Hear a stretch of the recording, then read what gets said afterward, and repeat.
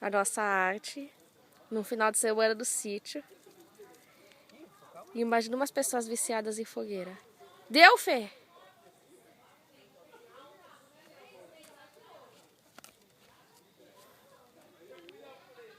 Mano, tem que ser muito melhor do que aqui.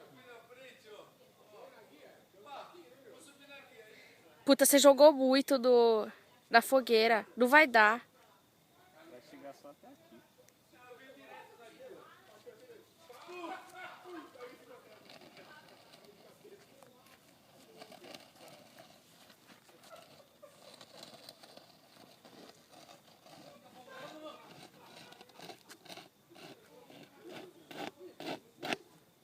Já vai.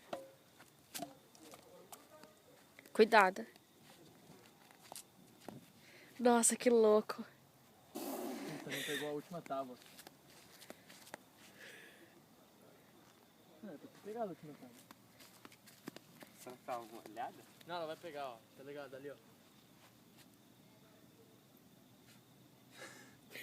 Taca uma lá, já era. Tem um fósforo e taca lá no meio. É, porque lá no meio tá com... Ui, já apagou aqui o caminho.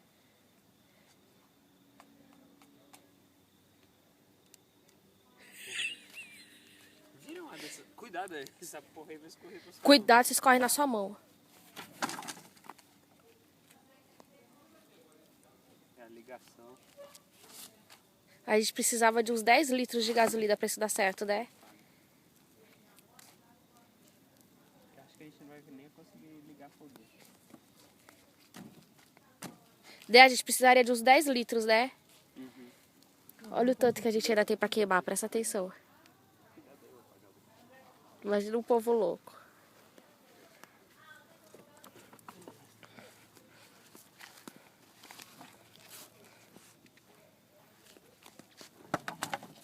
A madeira tá molhada. Mano, tem muita gasolina, não tá pegando fogo. Onde você jogou mais gasolina, Fê? Será que secou? Não, tem essa de secar. Foi álcool e lá fora. Caralho de pau. Cacete De agulha. Ô, esse animal aqui.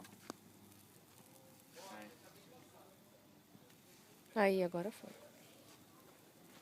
Vamos tentar sustentar aí em cima agora, pra ver se essa merda desse. Agora que já falhou, Carol, já falhou. Deu errado, né? Então eu vou parar de filmar.